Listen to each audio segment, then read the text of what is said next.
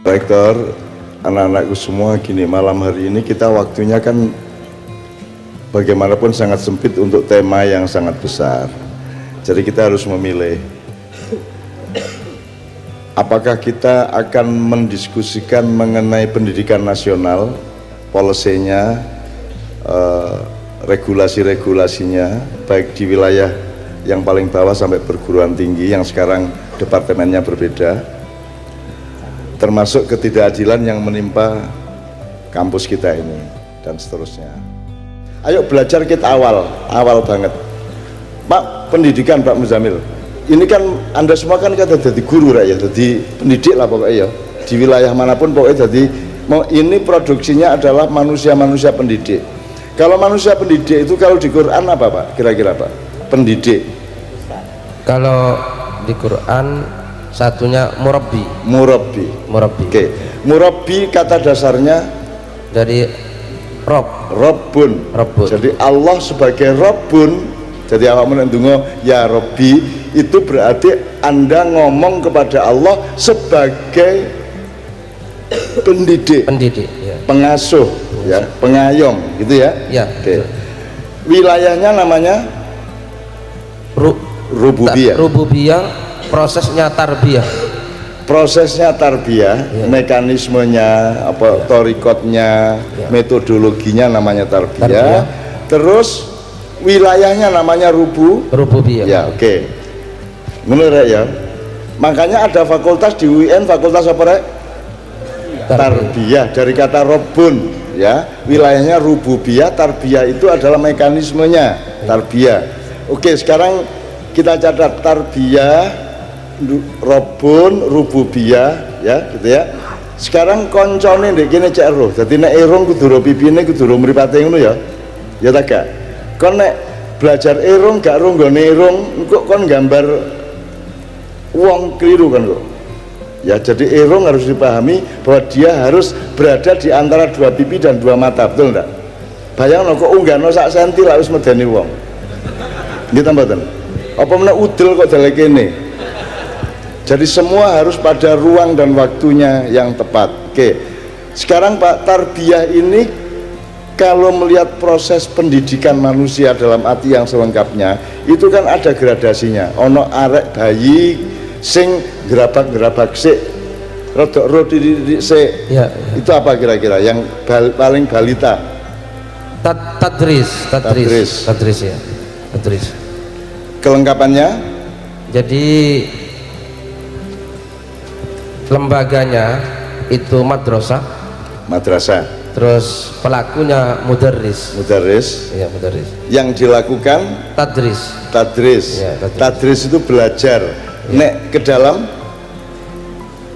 Kalau ke dalam takrif. Enggak. Dari kata tadarrus. Jadi kan nek darus iki rek. Ya. Iku duduk ngaji marisa. Tadarus itu artinya kon sinau menjero. Nek tadris sinau menjopo. Ya. Jadi langgarmu, iki ono langgar gini di Lungagung. Wah, akeh wong pelanggaran ya akeh, mulane ya langgar akeh.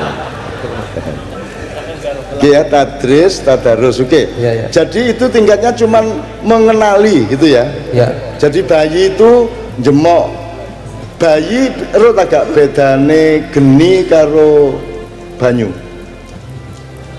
Bayi agak ero, karena dia masih pada tahap mengenali benda-benda, ya, seperti Adam wa 'allama Adamal asma'a kullaha tsumma aradahum al malaikat. Oh iki geni, mulane kan bayi gak wedi nyekel genine kompor ya ta gak? Bayi gak wedi mlebu kolam gitu, karena dia belum tahu apa-apa. Nah itu namanya tadris. Jadi madrasah itu cocoknya untuk umur berapa sampai umur berapa Pak Muzamil? Ya masih balita, masih katakanlah mulai PAUD sampai SD lah. PAUD sampai SD. Ya. Oke. Itu madrasah. Jadi madrasah. Ya. Di atas madrasah? Maklamah mestinya. Maklamah. Ya. Tidak hanya jelasin Pak Muzamil, tidak hanya mengenal tapi mengilmui, mengetahui.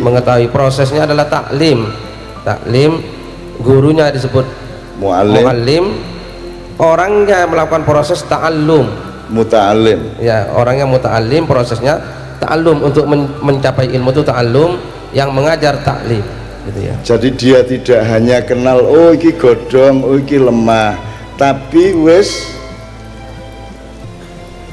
lebih mengetahui godhong itu apa. Oh godhong itu bagian dari wit-witan ngono ya. Oh nek kompor itu geni, dia sudah mulai ta'allum ya. Ta'allum, ya. Itu SMP, Pak.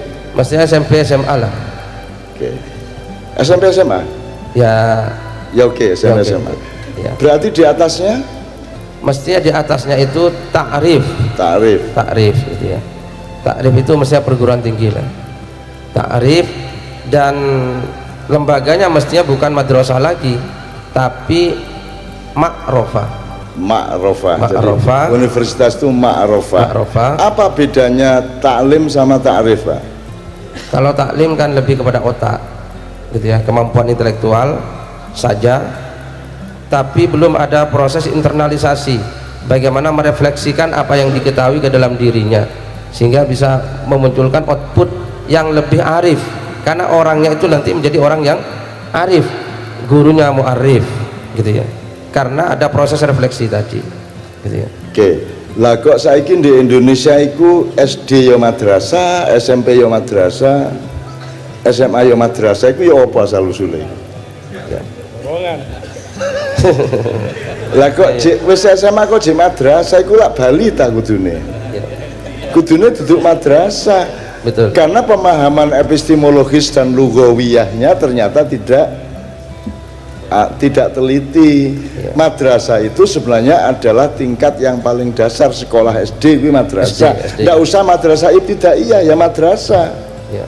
Gitu loh. Betul. Nek SMP SMA maklama, begitu kampus ma'rofah. Ma'rofah. Nek wis KKN dengan masyarakat makdaba. Makdaba. Kan Ya, begitu. ya. Tapi gak apa-apa, Indonesia itu keliru kan harus biasa. Ya. Wis. Ya tak gak apa-apa, wong saiki ketuhanan yang Maha Esa iku nek diurus secara lugawiyah iku ya salah. Gak apa-apa ya menggok didik ya. Cek awakmu ku yo ro nek dadi nek kon maca Pancasila karo mesem-mesem jane salah iki wis gak apa-apa. Wis gak apa-apa sing penting karepe apik ngoten ya. Nek Esa itu ana dwi. Ana tri, ana catur, ana panca dan seterusnya. Ika itu bukan satu, ika itu iko. Dalam bahasa kui, nek cara Jawa Tengah, cara kene ya kui toh. Nek cara Surabaya iko. Nah, bineka tunggal ika. Ika lho rek, dadi ngene. Sadurunge ketuhanan yang Maha Esa ya. Bina itu dari bahasa Arab namanya bangunan. Bangunan, konstruksi. Bahasa Sanskerta juga bangunan, bina itu bangunan, ya. Nek ene loro jamak bangunan-bangunan, bina, ya. Jadi bunyi aslinya di kitab Sutasoma kalau tidak salah itu bina ika tunggal. Nek arep sing bener meneh bina ika esa.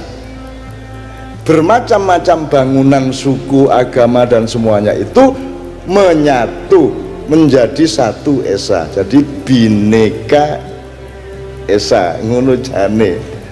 Ning nek iku diterapkan jadi konstitusi baru, piro biayane ge ganti sembarang iku. Surat kopi wis ganti sak engko dadi proyek meneh, dikorupsi meneh, gak karo-karuan wis babak wis ngene wis ngono ya. Wis babak wis. Nah, nek ketuhanan yang maha tunggal, Gusti Allah ana lorone ta gak? Ana Gusti Allah sing iko, dudu rek sing iko lho Gusti Allah. Mosok lek gak Tuhan yang maha tunggal, nek tunggal gak ana lorone rek. Tunggal itu nek bahasa Arabnya ada Pak, bahasa Arabnya rek. Tunggal itu. The only kalau bahasa Inggrisnya. Angel ya Pak ya? Angel, ya. Maka di Arab kan ada wahdahu la syarika lahu, ada kelanjutannya. Wahdah, satu, la syarikalahu, tidak ada duanya. Jadi wahdah. Ya, wahdah. Sodaqowah, wahdah kali itu wahdah. Iya, duduk lah. Jadi jane nek sing rodok bener secara ilmu bahasa ketuhanan yang maha tunggal. Terus nanti bineka esa. Gak ada ika lagi, ika itu lah ika lu kan bina ika tunggal ika double bete ayam. Ulang ngono. Mangan badok. Kudune situ ae lah ngono. Ya gak apa-apa, tapi itu sekedar bahwa kita itu sembrono soal kata-kata. Jadi kita itu dulu bikin negara itu rotok kesusu ya, kejungkel-jungkel ya. Wis akhir wis ono wis babah. Itu penting dadi iki mumpung Jepang dibom iki lah ngono. Wis ayo diproklamirkan ngono ya. Sampai-sampai keliru kabeh. Misalnya saiki Pak Muzamil di Quran disebut berapa kali afala ta'qilun kira-kira? 10 kali ada? Ada. Lebih ya? Lebih ya. Afala ta'qilun, afala tafakkarun, afala tubsirun. Saya mau ambil contoh afala ta'qilun dulu. Ya. Afala ta'qilun itu apa maknanya? Tidakkah engkau afala ta'qilun, apakah kalian tidak berakal? Tapi itu kata kerja loh Pak. Iya. Takil itu kata kerja loh. Mestinya terjemahkan dengan kata kerja juga. Ya. Terjemahan yang umum kan apakah kalian tidak berakal. Padahal mestinya kan itu kata kerja afala ta'qilun, apakah kalian tidak mengakali. Wes, angel dong di bahasa Indonesia ini. Si, ngene ya. Ya sih ya iki ya dieling-eling ya. Apa sing bedakno kewan karo menungso? Akal tahu tak? Ke wedhus duwe utek ta gak? Duwe. Lak senenganmu ah. Tapi iso mikir ta gak? Berarti mikir itu alatnya otak atau bukan? Ayo, nek ngono mikir nganggo apa? Ayo. Nalar sing ndi? Sebelah ndi nalar iki? Ayo sing jelas. Mulane wong modern ini gak tahu jelas. Ayo sing jelas. Wedhus duwe utek tapi gak iso. Nggih. Lah nek ngono menungso mikire nganggo apa? Akal. Berarti akal itu bukan otak. Ayo, nek ngono endi akal iku? Ndek ndasmu. Ndek sirahmu lah maksudku. Ayo ya apa? Ayo sing ndi? Softwarenya itu apa? Pernah disebut di ilmu kedokteran, ilmu biologi, tahu? Pernah ada? Tidak pernah ada. Kan selalu otak mereka bilang, ada otak kanan, otak kiri itu saiki. Ayo, nek kanan apa? Sing emosional kanan, sing intelektual kiri, ngono. Lho kok otak? Kok gak nyebut akal? Iki berarti ilmuwan iki wong ta wedhus. Nek wong kan nyebut akal bukan otak. Akal kanan, akal kiri lah kok ngomong utek. Wong buktine wedhus duwe utek gak iso mikir. Ayo, mulane kudu ditandani rek. Pengetahuan manusia mengenai dirinya itu kudu ditandani, kudu gelem ngakoni Gusti Allah kon. Yang disebut akal adalah otak yang dikei listrik karo Gusti Allah, gelombang elektromagnetik di sini terus ya, itu namanya software. Software tekan di iso teko awakmu gak iso, kamu hanya dikasih kebenaran dari mana Pak Muzamil? Al-haqqu mir rabbika. Adakah di Quran ayat yang mengatakan kebenaran ada pada manusia? Tidak ada. Yang ada adalah kebenaran berasal dari Tuhanmu. Dari Tuhanmu. Al-haqqu mir rabbika. Selalu al-haqqu mir rabbika. Tidak ada yang lain. Jadi yang disebut software itu adalah limpahan dari Allah, dari langit. Kalau bayangan saya gini getar terus lah iki. Ono nek kon rada pekat didik keri iki rodokan. Ini terus menerus. Mulane kon nek nyun sewu ya iki mergo aku lak mbahmu kon nek meluk aku salaman karo aku lah ndasmu tuh kok kon ngenekno aku toh ya ta gak kok gak wetengmu kok kenemu karena kau punya pengetahuan naluri yang mengenai ubun-ubun mulane mbok biyen nek gendong bayi sing paling dilindungi bun-bunan karena ubun-ubun itulah tempat di mana Allah memancarkan gelombang elektromagnetik yang dalam bahasa agama disebut ilham, hidayah, apalagi Pak? Wahyu, karomah, maunah, fadilah dan seterusnya itu lewat kene iki. Mulane wong Jawa gak gelem dicekel ndase. Nggih ta mboten? Wong Jawa gak gelem dindas-ndasi. Kowe gak percaya? Meneh kepethuk rektor terus ya napa Pak saya kabar itu. Ayo, nek gak langsung ditonyo sampean. Iya ta gak? Wis langsung kan ditokno wis gak iso wis langsung lulus kan ya tanpa ijazah kan ya. Ya ta gak? Wong Jawa itu cirinya adalah gak gelem dindas-ndasi. Ini gak ilok, iki kok cekel gak ilok. Ini batal sejak ada sepak bola profesional. Angger mari jegal dimarani terus ngene iki sing garah iki ya ta gak angger bal-balan lak ngono sing dicekel ndase ya mulane dengkul apa nek nyekel iki aja ndas lak ngono iki temenan ra iki hancur kita. Jadi makanya pendidikan kita ini bisa merupakan bagian dari penjajahan kalau kita tidak hati-hati. Seluruh urusan pendidikan modern nasional ini berasal dari adopsi dari barat dan harus hati-hati apa sing kira-kira positif dan apa sing negatif harus kita ketahui. Kene iki gak nerusno apa sing mbah-mbah biyen lakoni kok. Lak biyen wis ana pesantren. Tolong Pak Muzamil ceritakan tentang salaf. Ya, bahwa salaf itu kuncinya bahwa salaf itu bukan pesantren kitab kuning. Tolong supaya teman-teman tahu urut-urutannya pendidikan kita dari mbah-mbah sampai saiki iki. Ya gini, kan ada istilah salaf gitu ya. Seperti kalau pesantren itu sekarang kan di Kemenak itu membagi pesantren, ada pesantren salaf, ada pesantren modern, ada pesantren kombinasi. Gitu ya. Nah, yang di dalam terminologi Kemenak itu yang dimaksud pesantren salaf itu pesantren yang hanya mengajarkan kitab kuning yang materinya itu hanya akidah, fikih, terus akhlak ditambah ilmu alat itu nahwu dan sorof, mulai dari yang terendah jurmiyah, imriti, alfiyah dan seterusnya. Terus apa yaitu tidak klasikal, modelnya sorokan dan wetonan itu dianggap sebagai pesantren salaf. Kemudian kalau modern, pesantren modern adalah pesantren seperti Gontor, maka pesantren Gontor disebut pesantren modern karena di Gontor ada IPA, ada matematika, ada fisika dan seterusnya jadi satu gitu ya. Nah kemudian Kemenak maksudnya pesantren yang kombinasi itu pesantren yang mengajarkan kitab kuning tadi, terus di dalamnya ada sekolahnya, ada SD, SMP, SMA sampai perguruan tinggi.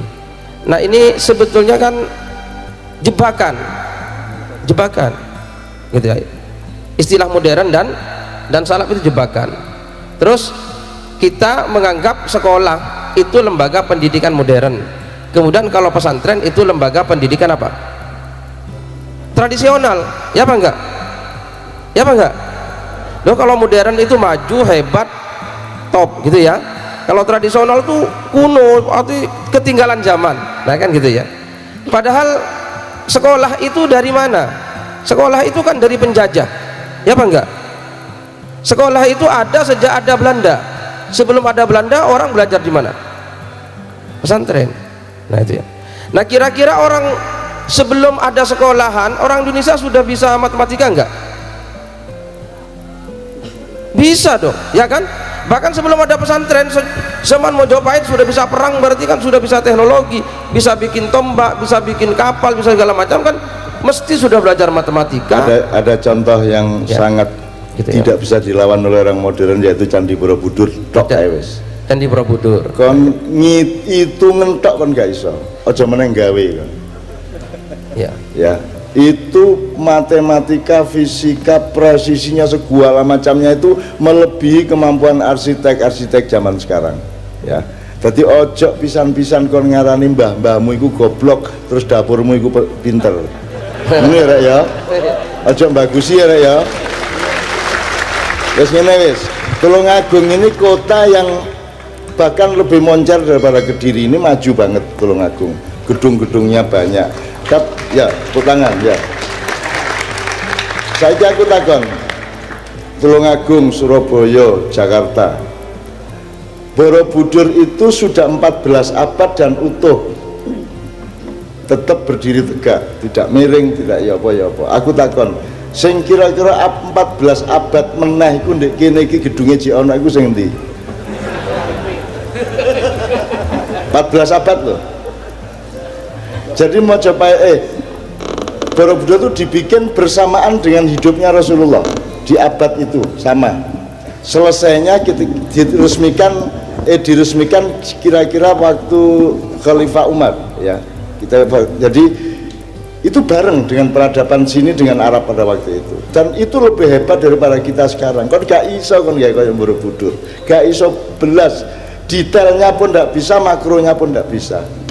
Saya ngitung jumlah, ya apa carane nganggo semen tak gak nganggo semen itu, ya apa itu nganggo oleh kelet itu, ya apa watune sak suwene iku. Ya itu ada teorinya sendiri semua ya. Ini contoh aja. Jadi Pak Muzamil, intinya dari salah tadi tolong Pak Muzamil jalan bahwa dulu kita juga yang namanya pesantren sudah belajar semuanya, ya matematika, ya biologi ya. Betul. Cuma ya itu tadi sejak Belanda datang, terus yang dari Belanda kita anggap sebagai modern, yang milik kita anggap tradisional. Terus kalau pesantren tadi, salaf itu diidentikan dengan keterbelakangan, padahal salaf kita itu kan top. Peradaban dunia maju itu kan karena salafnya Islam. Salaf itu Islam yang zaman sahabat, gitu ya, zaman para tabi'in, gitu ya. Siapa yang mengajarkan matematika? Kan dari Islam. Siapa yang mengajarkan kedokteran? Itu dari salafnya umat salafnya umat Islam. Salaf itu umat Islam terdahulu, barat masih dalam kegelapannya. Nah, oleh karena itu ini yang kita harus hati-hati dengan pendidikan yang ada, gitu ya. Ini bagian dari propaganda Belanda, dan pendidikan yang ada ini sebetulnya bagian dari instrumen penjajahan Belanda kepada kita. Maka kalau kita tidak hati-hati, kita akan kehilangan kekuatan kita dan kita meninggalkan yang milik kita. Begitu saya kira. Kenapa saya membuka ini tadi, supaya kita tahu bahwa kita itu tidak lebih pintar dari mbah-mbah kita. Mungkin guru goican di Prambanan pun gak iso. Apa mana di Bandung Nabi Sulaiman, wis kan sak embut-embute kok. Gitu. Wis gak iso. Jadi Bapak ini kunci awal dari pemahaman mengenai pendidikan.